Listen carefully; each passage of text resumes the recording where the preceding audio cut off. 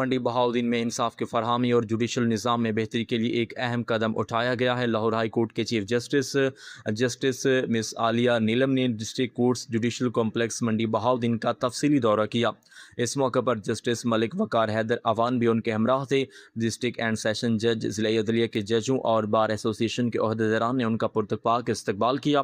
Chief justice نے دورے کے دوران جوڈیشل کمپلیکس میں کئی اہم ترقیاتی منصوبوں کا سنگ بنیاد رکھا اور افتتاحات کیے، جن میں سائلین اور وکلاء کے لیے جدید انتظار گاہ، بار ایسوسی ایشن کے لیے سولر سسٹم، جدید ای لائبریری اور خواتین وکلاء کے لیے خصوصی سہولیات سے لیس لیڈیز بار روم شامل ہیں۔